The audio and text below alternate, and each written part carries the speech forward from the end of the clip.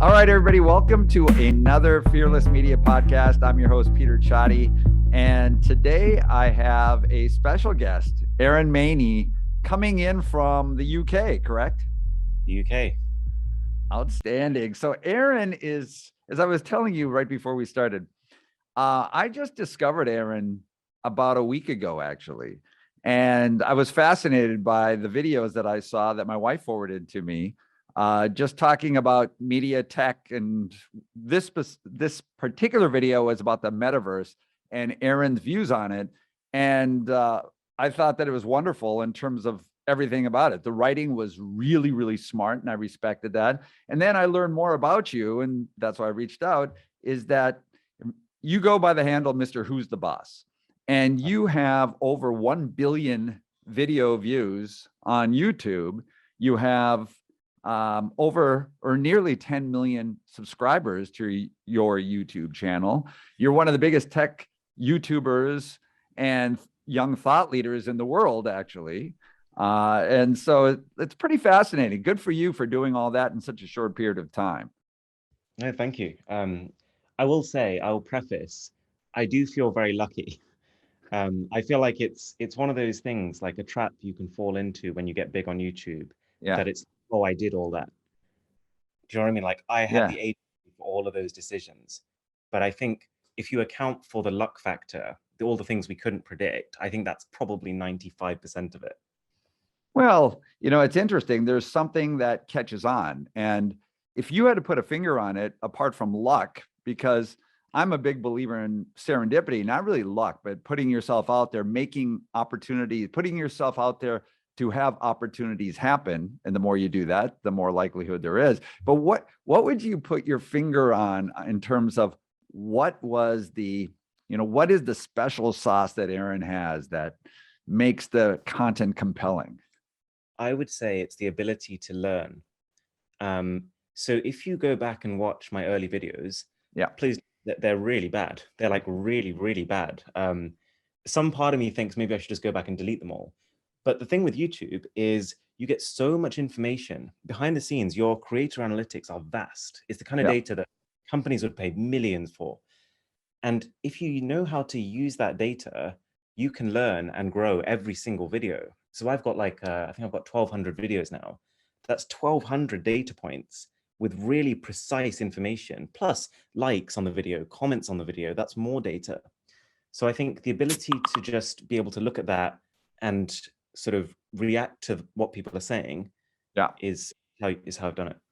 Well, so you started at the age of, I think something like 14 was when you posted your first video on YouTube, correct? Yeah.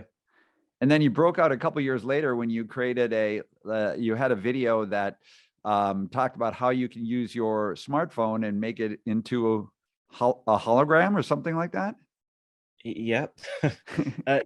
So that was a strange one because that was my first ever viral video. Yeah. But I think people have the idea that like someone becomes a substantial creator when they have their first viral video. Yeah. But actually, that video didn't change anything about my average view count. What tends to happen with viral videos is they explode, there's loads of news coverage, you feel amazing, and then everyone just moves on.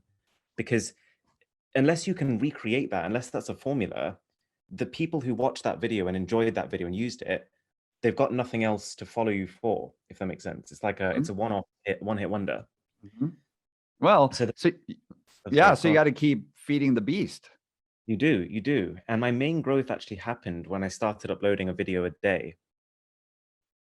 That's yeah. I mean, look, if you're doing a video a day, this is not surprisingly given how vast your audience is, but it's absolutely a full-time job and then some.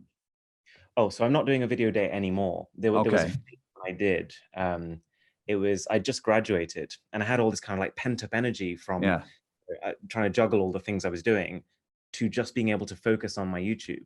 So then I went crazy with it. I think for 6 months I did video every single day. It took me to like a breaking point almost. One point where I almost broke down crying in front of the camera because I was like, this is too much. I'm completely overworked. But I think it was important that I did that as well. Yeah. So what is your pace these days? And just tell everybody out there a little bit about your production process and your writing and your staffing. And I've seen a little bit of the behind the scenes, but talk to us a little bit about that.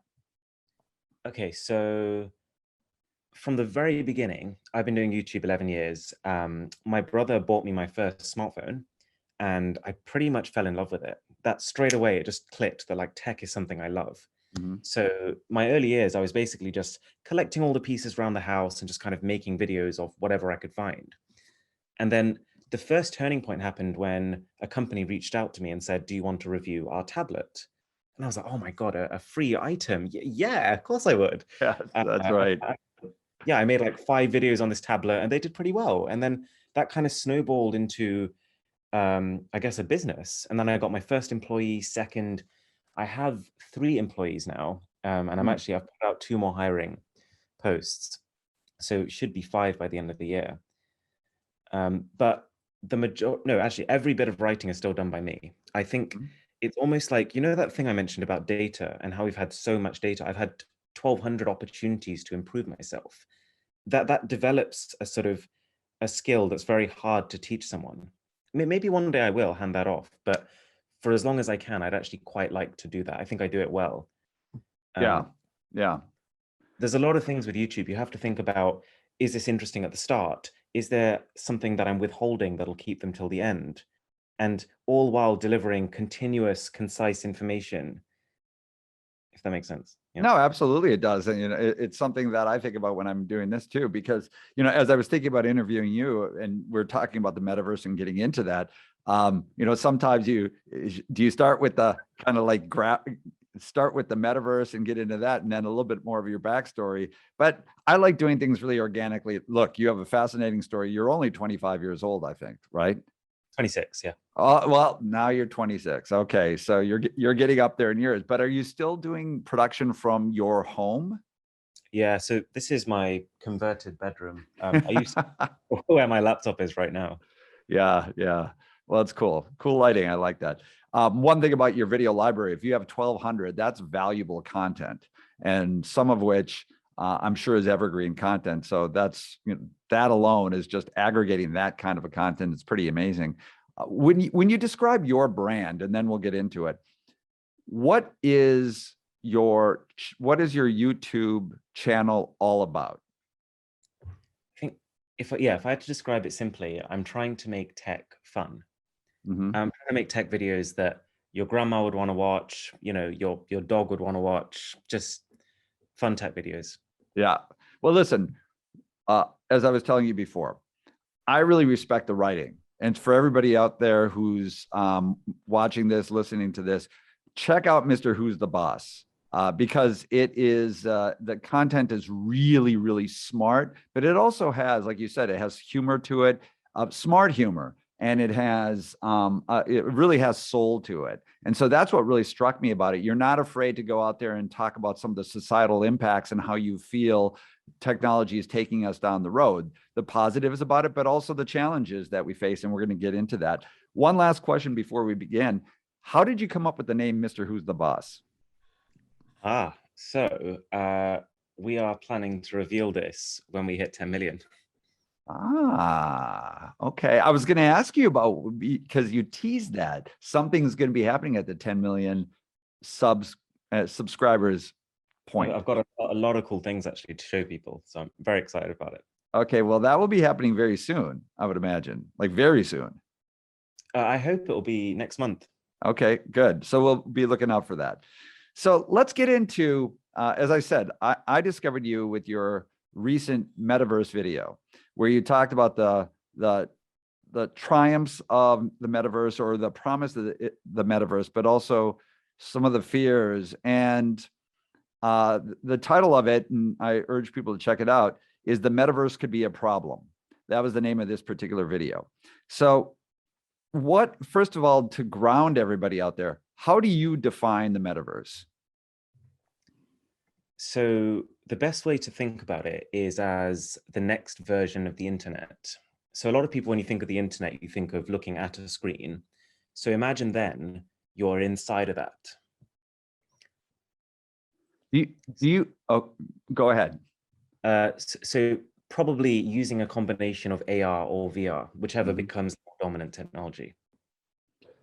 Do you feel that in many ways we're already our lives are overtaken by the metaverse just because we're so digital, and it's not just the VR, AR, but everybody's on TikTok and Instagram, and so much time is spent in the games world and esports and everything. Is that well on our way into what you're talking about? Yeah, it's I think about it a lot. I think we're very much in a metaverse state. Fortnite especially. Yeah. Fortnite is the game which I look at and think, wow, this is changing the world. I got some graphic design work done for me the other day, and the person who did it said, "Can you pay me in V-Bucks, which is the currency of the game, so Mm-hmm. that he can buy virtual clothing for his character?" Mm-hmm. I was thinking, whoa, that's the first. Um, and then you've also got companies who are now trying to use NFTs to encourage people to play to earn, which is another really interesting kind of like changing dynamic, because the metaverse it almost looks to a lot of people like a game, and people are like, well, why, I can't spend my life in a game. Maybe you can. Well, do you believe it's a natural evolution to go from more of that kind of the avatar games look into a much more photorealistic sort of view, where what you and I are doing? I mean, we're kind of metaversian right now, anyhow, because this is all we're doing a Zoom video call here, but Mm. where we will be able to teleport ourselves essentially, and so it will be much more like Aaron will not be in the form of an Aaron avatar. You will look exactly like you are today spatially. So I'd say two things to that. I'd say one, it's really tough to so talking about the metaverse now would be a bit like talking about the internet in like the 1990s, in the sense of I think what it will become is very, very different to the images that we've seen from Meta's trailers, for example. But the second thing, which I think is almost a bit scarier, is that I think it will allow us to see a curated version of reality. So you won't see me as I am, you'll see me as I want to be. In the same way that you see me on social media as I want to be, this will allow me to curate my image in the same way, just in a much more real sense. Yeah, and that's what really struck me when I was watching and listening to what you were writing, where already, as we were talking about, people, especially younger digital natives, and that it's everything that my kids have known, and young people have known, which is just growing up in this digital world where we're talking about like TikTok and Fortnite and everything like that. And so moving into the metaverse in the way that we were talking about it. But what struck me was creating the ideal life, because your real life, however you want to define it, but your real physical life, and again, your real life isn't what you want it to be, or isn't the ideal that you expect it to be. And that's what struck me, is that the metaverse, one of the pitfalls you talked about was that you have an opportunity to define it in the way you want it to, and that leads to you tell me what the implications of all of that are. So I think a lot, and I talk a lot about the human ability to adjust to a new standard. And I think so one of the reasons I'm a little worried about the future is this idea that people will become much less interesting to us as the tech gets more interesting. I think we will be able to adjust to the level of technology in our lives, as every generation is born into a completely new era, but the people themselves, without unassisted by the technology, are becoming the same. We're not evolving at the rate that the tech is. And so the only thing I can think of is that it leads us to a world where we're so dissatisfied by the people around us. We're like, talk faster. I can listen to you at 2 times speed in my metaverse. That we have to just surround ourselves with the technology and distance ourselves from the people. And then it makes you think, are people going to want families in the future? I read something the other day that the fertility rate is declining. And, you know, obviously a big part of that is women in work and all these sort of great things, but is a part of that also that people are actually preferring the technology to the human instinct?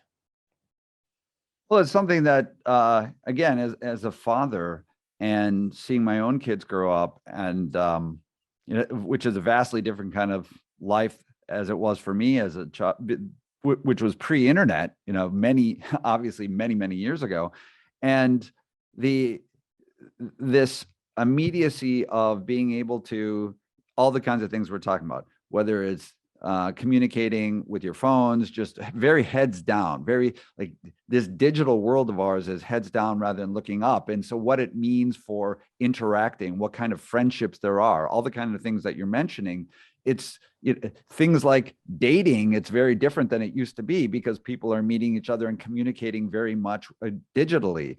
So that has massive impacts on society for sure. And so when we step back about the societal and life implications that you talk about and that you just kind of touched upon, and I want to get deeper about that, are you overall optimistic or pessimistic in terms of what this means, not only for your young life, but for, you know, the young lives that will be following you? I hate to say it, but I'm probably more on the pessimistic side. I think people are prone to picking short-term satisfaction over what's good for them long term.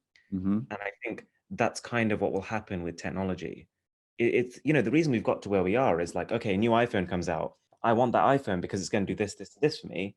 But then you look at your sort of usage stats over the year and you're like, whoa, I've spent like 10,000 hours on that thing. And you don't feel great.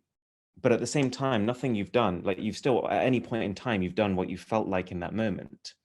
And so in the same way, I feel like we'll move to a world that gets more and more convenient for us, but potentially at the cost of our happiness.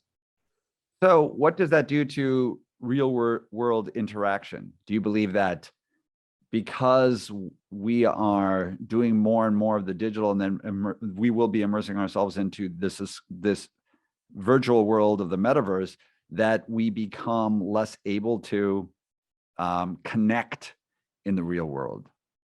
Yeah, I think definitely. I think it'll be a case that we don't want to. I think so. I've already had a bit of this with my friends. So as soon as lockdown started, we told ourselves, okay, we can't see each other in person. Let's play a video game together. So like once per week, we'd get together, we'd put our headsets on, and we'd chat and we'd play, and it was great fun. But then as soon as lockdowns lifted, there was an element of like, okay, you know, we could see each other now, but also we could just carry on playing our game because it's fun Yeah. and talk to each other that way. And I think in the same way, like, you know, you take that tech and you go 20 years more forward, it'll be like, why would I see someone in person? Why would I sit across the table with them and just sip a drink when I can do all these crazy things with them? Well, so how about from just a pure like escapism to your real world is not, I was touching upon this, your real world is not exactly the way you want it to be. You don't like your apartment. You feel like it is, it's not uplifting to your life, and you can define exactly the way you want it to be. You can create the world that you want it to be. So you see that happening. You believe that that's the way that we're going to evolve going forward. I think, yeah, I think it's here. And, you know, there are plenty of games now that have completely sucked people in. I've got a friend who works for Final Fantasy, and Final Fantasy is a very immersive role-playing game. Mm-hmm. People spend their entire lives there. They're buying like plots of land within this game. They're having like virtual weddings to people they've never seen their faces. And I think it's because they are happier in that game than they are in their own life. And I think it's an escape. Well, so if that's the case, do you believe that the majority of the world will be happier in a virtual world? I think it's a case of it'll reach critical mass where you'll fall behind if you're not in it because there Mm-hmm. are always like productivity improvements. So you'll have to be in it, but then it's not necessarily good for anyone. Kind of like social media. Mm-hmm. Like, you think Instagram's net contribution, is it positive? Is it negative? I mean, I would probably say on average, it's probably negative to an average person's happiness. And yet you kind of have to be on it. Yeah, no, I agree with you. I'm net negative in terms of a lot of social media. And, you just see the impacts on all the, the obvious ones that so many people talk about, which is all true. And so when you look at personal relationships, one of the things you mentioned is that lower fertility rates, because there will be lesser real world interaction and maybe even just an inability to be able to connect at a real world human level, which will lead you to relationships, correct? That's one of the things that you see?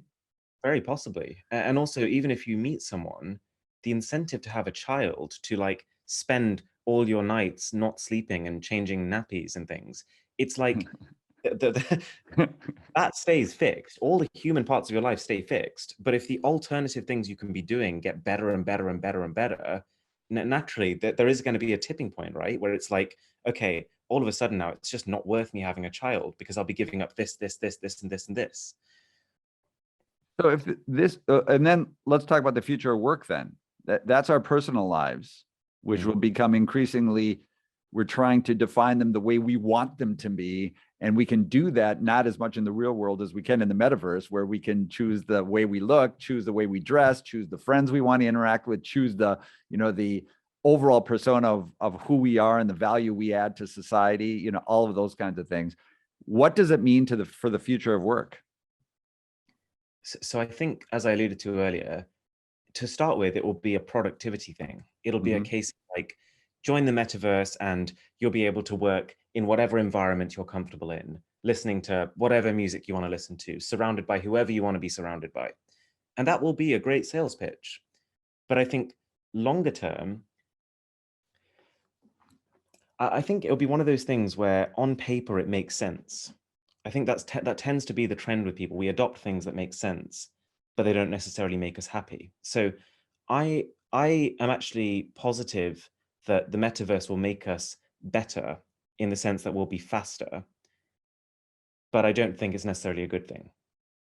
Well, and that begs the question of whether faster is better, whether, because there's the kind of the counter reaction of, okay, slowing down, getting off the grid, the van life, where people are literally going off the grid and choosing to get more out into nature, and whether that kind of a counter movement is going to be sufficient to counteract the kinds of things that we're talking about, right?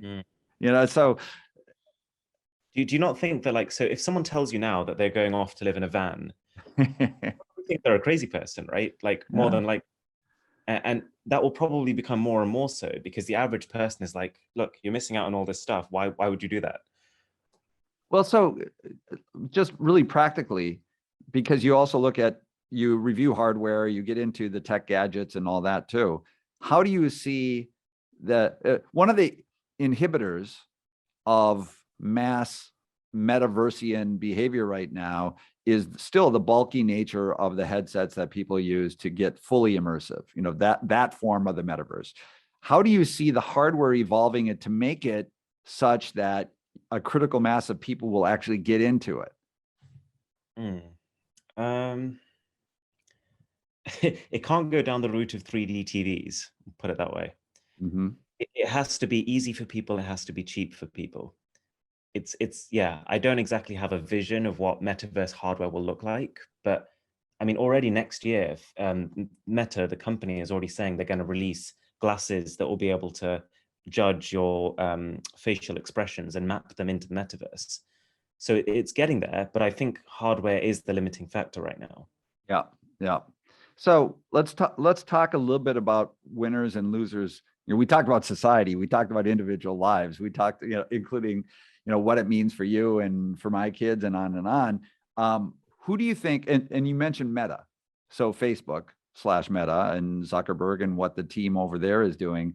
Do you feel that they are a net positive or net negative to society as a company?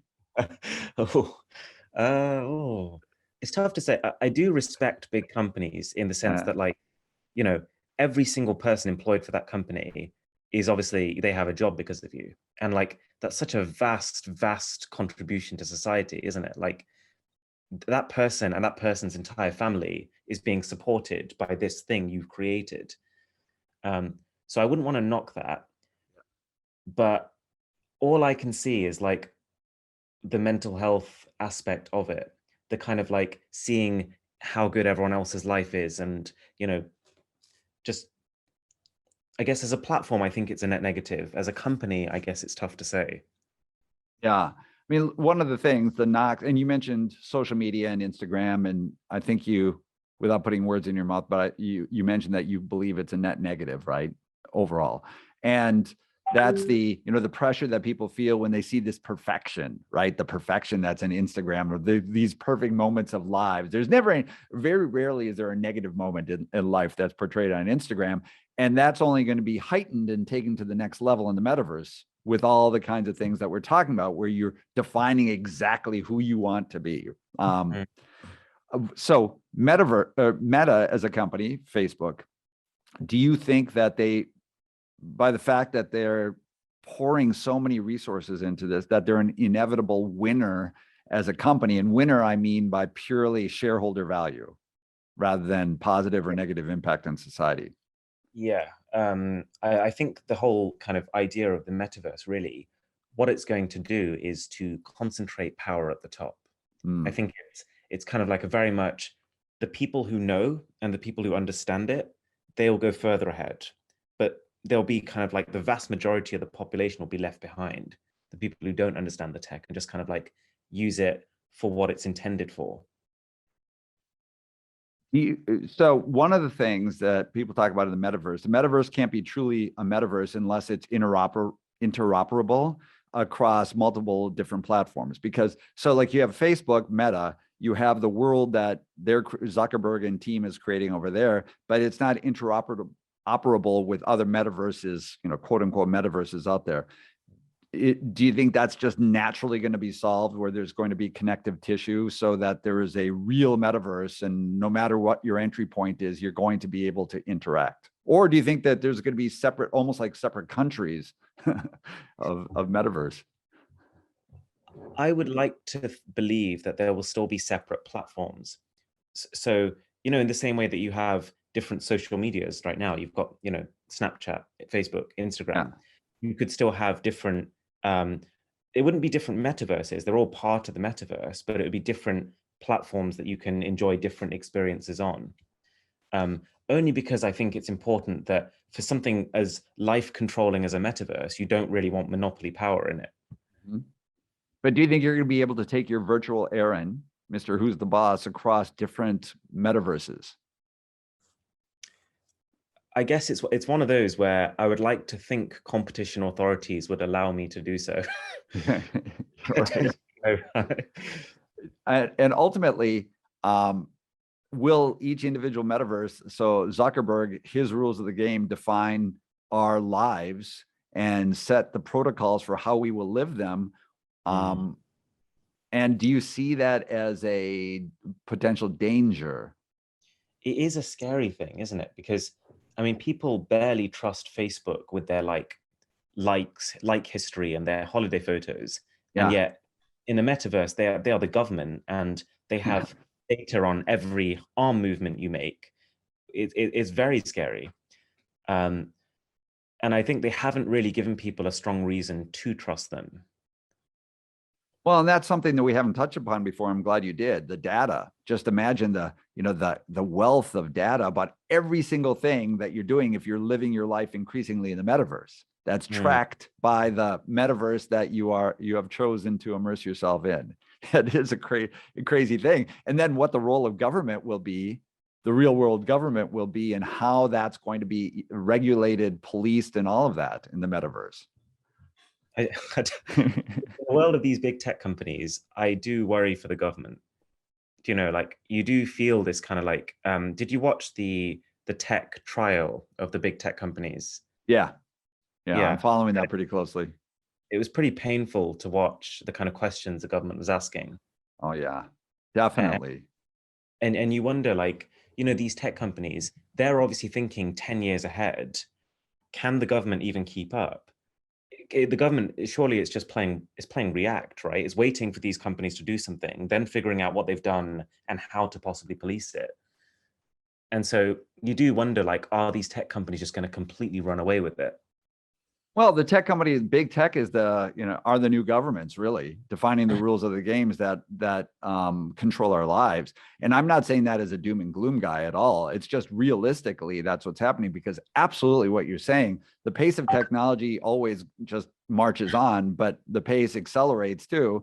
And there is absolutely no way that any kind of government, especially with the characters, like you said, can keep up with that pace. And then trying to create rules of the game to control that is it's a pretty challenging thing. But I guess what makes that scary is that a government's objective is to do good for the people to get voted in, whereas a company is just like profit. Isn't that's the scary part?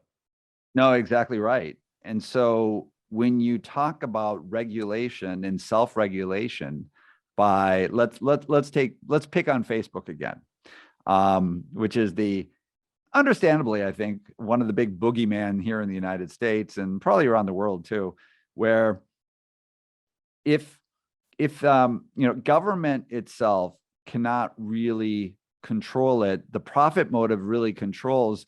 And so you have this debate, and Meta / Facebook in this particular case, same thing applies to Google, YouTube, and on and on and on. But they are trying to convince everybody that they are, studying the impacts, the adverse, the positive impacts, the negative impacts, and trying to control and put levers on it so they can control the content that creates negative energy, let's say, in society. But if you are controlling the volume of content, then you're reducing the revenues that come in, because their business model is driven by the level of engagement, and the more, then the more they make. So it is, how do you break? I'm going to ask you, Mr. Who's the Boss, how do you break that and transform the business models so that you don't have those kind of impacts that are caused by just more, which is driven by ads?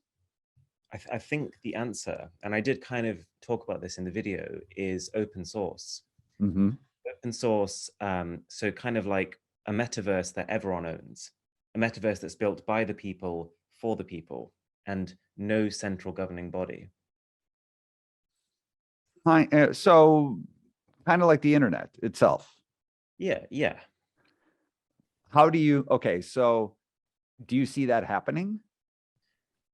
So there is a growing movement of people who, like, if you support crypto and you support decentralized finance, you're also supporting, a network of non-body owned things, right? So it's tough to say if that can beat governments and big tech companies, but it's definitely a growing movement, that's for sure. Yeah. Well, and we could go on, and it's fascinating, just your views about the metaverse. Again, I urge everybody out there to check out Aaron's Mr. Who's the Boss video, called titled "The Metaverse Could Be a Problem," because it is extremely well written, very well organized, talks about the positive and negative, not doom and gloom at all. It's just keeping it real, but with your inimitable charm as you do it. I want to get into some more Web3, and we'll kind of do some lightning round on some of this, because I'm getting deeper and deeper into the NFT world and DAOs and all that. Yesterday, it was a fascinating interview I had. I interviewed Spotty Wi-Fi. If you're familiar with Spotty Wi-Fi, he's the first CryptoPunks rapper. And so he's an owner of a CryptoPunk. He's, he has a Bored Ape from Bored Ape Yacht Club. And his whole musical persona, he transformed his CryptoPunk to be this rapper, Spotty Wi-Fi. Very big deal out there. So it was a fascinating interview, because I was interviewing an avatar for the first time. His CryptoPunk character was the interviewee, and it was really interesting. And so I'm just confused. I see your face puzzled by that. So his voice was behind the camera. You were hearing his voice, and you were seeing his profile picture, which is his NFT. Yes, it was his actual. I was interviewing this person, and but it was his avatar that was superimposed on his face and talking in avatar format because that's his persona. Kind of like, I mean, imagine if you're interviewing Daft Punk, it's a similar sort of thing where Daft Punk never takes off their persona, or Deadmau5, or any one of these musicians who has the anonymous persona. But it was fascinating anyhow. And the NFT world, I'm pretty deep in the music side, and just NFTs and how they can transform your relationships with your fans into direct relationships where you can offer, let's say, VIP members, limited membership, and you can give them benefits and they can finance you directly rather than going on YouTube and being ad driven, as an example. Like, that's one thing. But I want to get your take on Web3 and NFTs. First of all, how do you describe what an NFT is? So I guess the way I think about it is, the way our economy has always worked is, you go to work, you earn money, you use that money to buy goods. Right. But the problem we're facing is that more and more, as our habits and our behaviors shift towards digital apps and digital games, we are wanting to buy digital goods more. But digital goods in their current state are very hard to monetize, because if I see a JPEG image I like, even if it was hand drawn by an artist on his iPad, I just right click and save it. And then that's my wallpaper, I own that. And I think NFTs are, or at least I think they came about trying to protect the artist. They are digital ownership over a digital good, which I guess has an inherent value. But I was going to ask, so would you say you're a supporter of NFTs? You strongly believe that they're a good thing? Well, I just like any new technology, as we were talking about, there are positives and negatives with it. Certainly, and I was going to ask you this about whether you believe this is just it's one of the criticisms, that it's just a massive land grab and it's just all money, money, money, and it's just frothy and all of that. Certainly there is a land grab and money grab aspect of it. But to answer your question directly, the positives of it, absolutely. I believe, first of all, I believe NFTs are here to stay. Here's why. From a creator's perspective, and you're a creator and you create wonderful content, very valuable content, you monetize it right now through advertising, probably have some sponsorship dollars too that come in. So that's, which has traditionally been the case. Now, imagine, if you will, where you as the creator can have let's just call it a VIP membership. I don't know, let's title it that, where you have a limited number, you bring it to the marketplace. Let's say you have 10,000 super VIPs, and you can create a direct relationship with them where they support you because they love your content. They want you to create more. And in the special relationship that they're willing to pay for, so they're supporting you directly rather than having a middleman like a YouTube collect 45% or 40% of the ad revenues that come in. So it all comes to you essentially, and so they're supporting you and they're excited to support you because they support the creator directly rather than the middleman platform. And they get special benefits that come from that. So you have your great content that's available for free, we watch ads, but it's available for free. But if you have a chance to, let's say you have 5,000, 10,000, and they get special, these members get special, unique content to them and unique experiences. They get a chance to meet you, whatever it may be. Like, that's a really interesting thing where everybody wins. And let's say that Aaron creates the Aaron movie, Mr. Who's the Boss movie, and it's financed by your fans, but they also get a chance through an NFT, through a token, to share in the value that's created. So let's say it's a successful piece of work that generates real revenues in some kind of way, and they get a piece of that, an actual ownership piece in that. So they participate. That's a pretty cool thing. And so I like the fact that it's, Web3 is all about decentralization, taking out the middleman, having the direct connection. That's the promise of Web3. So like in a creator audience relationship, I like the fact the concept of taking out the middleman so it's direct. And then the artist can determine, how they want to set the rules of the game in that relationship. Whether they want to monetize it, whether they want to give special content, however it may be. But I think that's exciting. I see NFTs being used a lot in that context, kind of like, oh, you'll have like a famous celebrity who's kind of on the way down a bit, like a chess player or something. Yeah. And they'll create an NFT and promise fans, if you buy this NFT, you get closer to me. You can like get a free Skype call with me or whatever it is. Right. And I can't help but see that as something that should be worth a few hundred, trying to extort 20,000 for. It feels like something that's like jumping on the trend of NFTs because people are buying NFTs right now because they're hot, and just trying to use that to earn more for what's actually not worth that much. Well, I definitely, as I was saying, there's certainly a money grab aspect of it right now because it's all fresh and people are just trying to understand exactly what they are. My big aha moment, initially when I was starting to think about NFTs, it's kind of like everybody was. There was this Beeple piece of art that was an image that sold for, I think it was a 67. Yeah, it was something like 67 million. It was huge, huge sum. And the promise of it, to get your point, that it was, any image can be shared, but it's on the blockchain. You're the only owner that's verifiable on the blockchain. So like anything that's a valuable piece of work, let's take an artist lithograph. If it's 1 out of 50 and then 2 out of 50, 3 out of 50, that image you can still have and share someplace else if you don't have one of those signed lithographs, but still the signed lithograph is worth more. I guess similarly, I consider that to be analogous.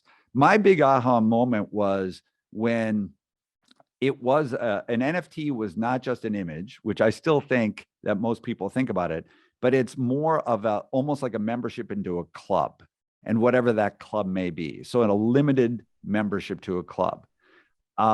If you're an artist, and I'll take a musician, let's say you're a musician that has, few followers, but they're passionate because people love their music, or a lot of many followers, millions of followers. It's not a land grab if you are creating something that's of real value that you're sharing with that audience that is supporting you. I guess it's a money grab if you at what point does it become extortion where it's just a mad rush for the maximum number?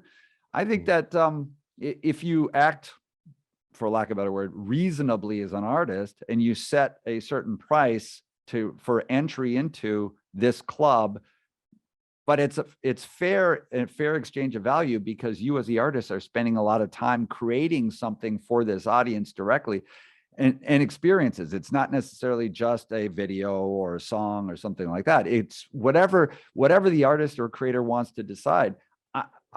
And then if you get to share in the value, so let's say you, the artist, are earning some, real money from what you've created, and your audience has a chance to share in that because they're promoting it themselves.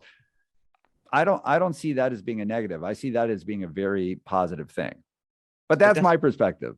I do get that. That makes a lot of sense. But I can't help but feel like for every one very genuine NFT that's coming from a real artist with a passion and who really believes in it, there are 10 coming from nefarious cash grabbing incentives. Like, did you see the one from Marvel where they basically brought Stan Lee back from the dead to sell? No, I haven't seen that one. So they're basically telling people that a collection is coming based on the now deceased creator of Marvel. Yeah. Or like there was Bob Ross. I don't know if you saw, Funko Pop company put out a tweet saying like, buy the NFT of Bob Ross. And it's like, is that what Bob Ross would have wanted? This guy was a big supporter of nature. NFTs, they're supporting Ethereum, which is almost killing the trees. Is this, Bob Ross specifically said, I don't want my name to be used for the purposes of printing money. And yet, what other purpose is there to selling him as an NFT? Yeah. Like he can't provide a membership to people. He's dead. Right. And and I totally agree with you. There's a lot of that kind of thing that's happened. It gets back to the metaverse or anything that we're talking about, where there's certainly going to be positive use cases for it. And I'm pretty deep with the artist world, and like I said, especially in the musician side. And I love the super VIP club, where it is this chance for people to get closer, because that's, access is something that fans love from their favorite artist. But there's no doubt that with all the money that's going on and all the hype around NFTs, and it's like anything. If you don't understand it, you have a chance to really be like swept into it and taken advantage of. Same thing with the metaverse. There's a lot of negatives and there's gonna be positive impacts. So, how this all plays out, I don't know, but it's here to stay. I don't think that NFTs are a flash in the pan. Now that you have this ability, I think that it's going to be a vast transformation in the media and entertainment world. Yeah. I believe in the tech. I feel like a lot of people are buying NFTs because they're NFTs. Yeah. As opposed to like them actually caring about what it's about and where it came from. Yeah, fair enough. So how do you feel about DAOs? Decentralized autonomous organizations. And do you have any views about that? And I guess, first of all, just for everybody out there, how would you define what a DAO is too? It's probably not my area, to be honest. Okay, but and I'm not particularly deep on DAOs, but the idea of having essentially it's a decentralized autonomous organization. So think about it almost as a company, but now the company is owned by and controlled by a number of different people who have the opportunity to act together with rules that they establish. And whether there's a governing body or not, that's a little bit unclear to me, but most of the times there isn't an actual governing body. That it could be millions of people around the world who act together for some kind of purpose, and there's a majority vote somehow, that kind of mechanism to do certain things. But like one of the examples was, there was a recent DAO that came together to collectively use their funds, and I don't know how many were involved in it, but let's say tens of thousands, to buy a copy of the US Constitution. And they didn't succeed in that particular case, but there are DAOs that are out there who are talking about buying professional sports teams because they can pool their capital.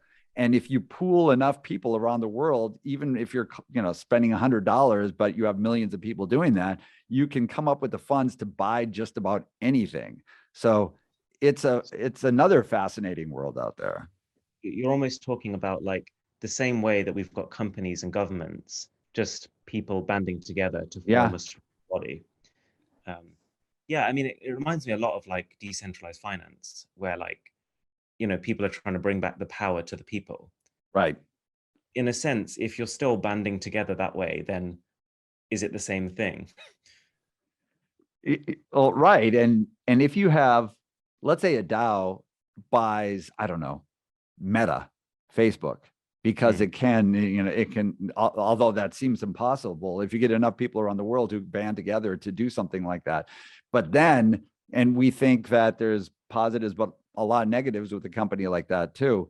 If you have a decentralized autonomous organization, you have the opportunity, there's the possibility that this DAO can take any company or any organization or anything into whatever direction it wants to take it, which could be negative or it could be positive.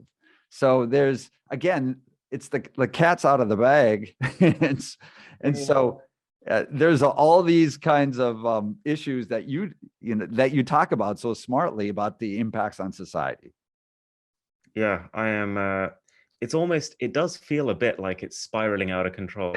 Do you know what I mean? That kind of like feeling of like, you kind of want to cling to it, but every time you think you've got it, there's like another thing. So what is your philosophy on life then? Because you do think about all these kinds of things. We talked about the metaverse and your views on that. Just in general, how do you stay optimistic about all the forces that you talk about, but that we're all dealing with, and especially as younger people are looking at their futures, and what's out there for them? I think I'm quite happy with the things that make me happy. So I Yeah. feel like I've identified the things that I need in my life, which are like good relationships, nice food, things like that. Yeah. And once I have those things, I am content. But I feel like we're moving towards a world that is chasing much more than that. So I worry about the future of humanity. I am actually very happy. Do you? Okay. I almost feel like I don't want to be negative out there because I'm an optimistic guy. But I think there are a lot of forces out there when you look at the political situation and what a lot of the digital stuff that we talk about, kind of the chasm that it creates, and everybody gets into their various rabbit holes and kind of stick there because the content is feeding us there. Then you look at climate change and you look at artificial intelligence, what that means for us, and then you look at the metaverse and what that means in terms of how we live our lives. So what is your advice to people out there to it kind of, I guess it's kind of the things you were talking about, enjoy the things like relationships, food, and Yeah, I mean, the number one thing I tell people is just try to be grateful for what you have. I feel like with social media especially, people have this idea that like they're going to start living at some point in the future. They're like, yeah, oh, once I work out and get my dream body that I see on Instagram, that's when my life starts. Or like, once I get that dream job I've always wanted, that's when my life starts. yeah. Where I think it's important to remember that like, this is it. The journey is everything.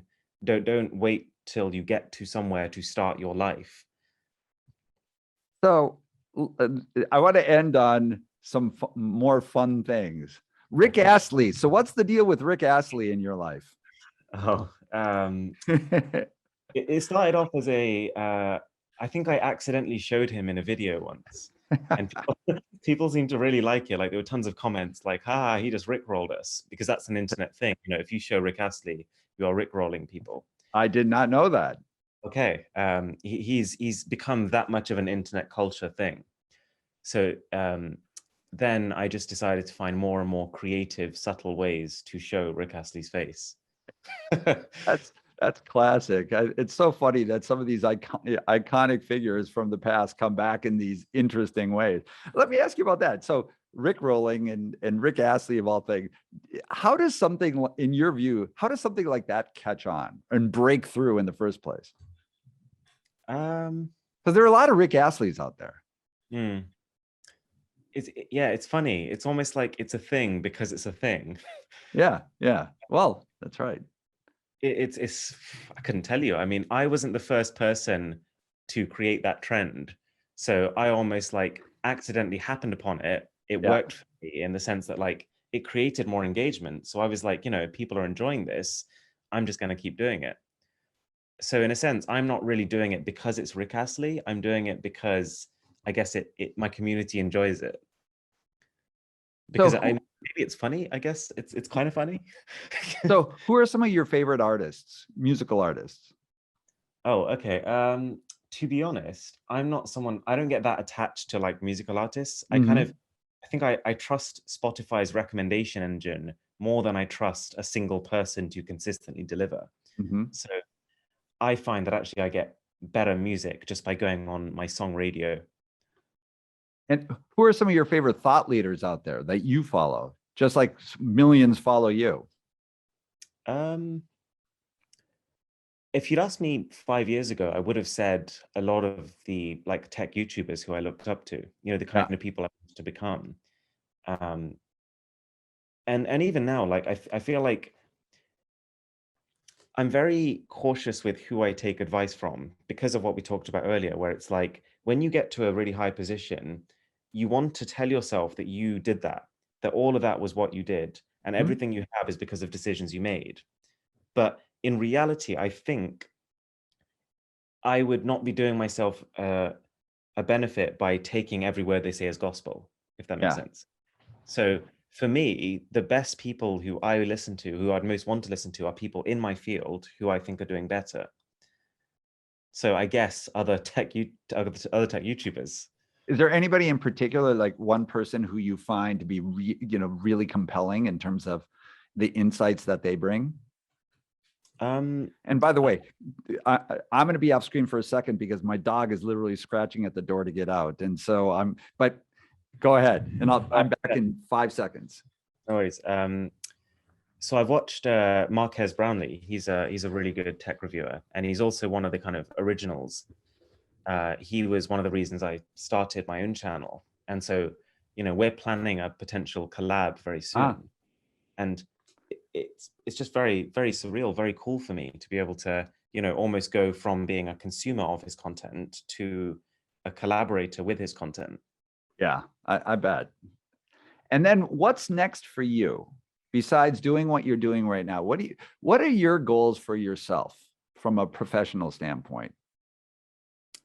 I've been thinking quite a lot about this recently, about things like legacy and like, what do I want people to remember me as, think about me of as. I think I would like to be a teacher first and foremost. So as for what exact form that takes, like whether I start a podcast or write a book or whatever it may be, I'm not too sure yet. But I think the end goal is that I want people to get excited about technology and therefore like want to learn more about it, because I think it's important. I think the more you know about technology, the less chance you have of being left behind in this crazy world. I think that's really good advice for everybody, whether you're a creator or an artist or whoever you may be. It's really important to, the things that you're talking about, like the metaverse or whatever, that's just one aspect of it, but to understand what's happening there. So you have enough of a vocabulary and at least some kind of experience with it because it gives you context for the rest of your life and where things are heading.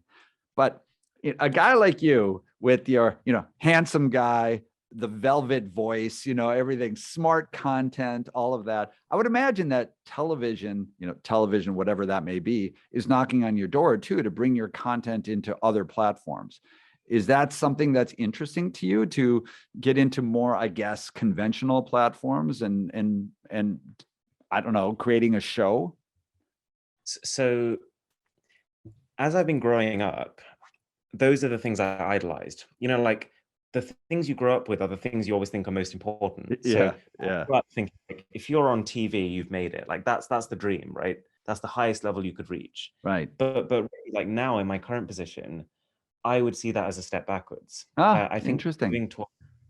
we're moving towards a world of content on demand. And so like traditional TV is actually not as convenient as YouTube on your phone in bed at night.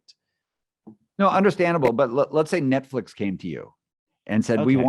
we want you to do a tech show. Is that interesting to you? I think it is. Yeah, I would probably take something like that. But I would also not want it to change my tone. I find that the problem, I've done a few like commercials with companies in the past, and the sheer number of people involved in them makes it a very different beast. Like my videos are the way they are because everything is my word for word. Whereas I sometimes find that like when I try to work with companies, just the sheer fact that they have like it's just like corporate rubbish. You know what I mean? Like, yeah. We will use this font and we will not use fun transitions and all this kind of stuff means that it doesn't feel like something I'm proud of.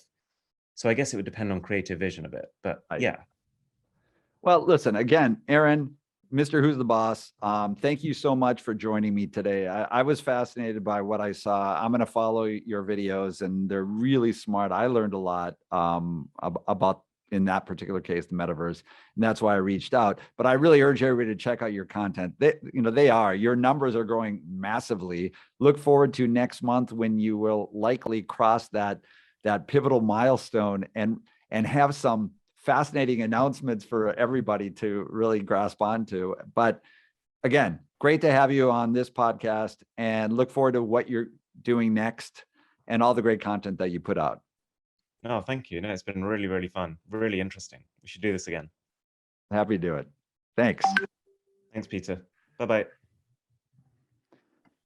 All right. So Aaron, thank you. That was great.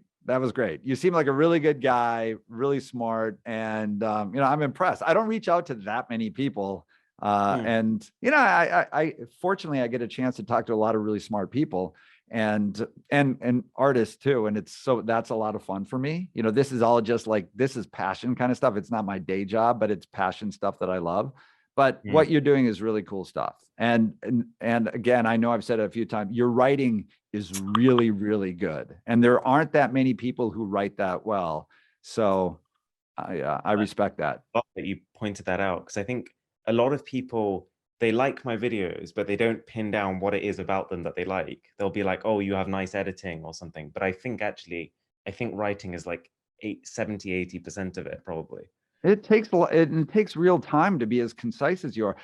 Just one question on that. I'm curious, because it doesn't look like you're reading anything when you're doing it. But are you? Yeah.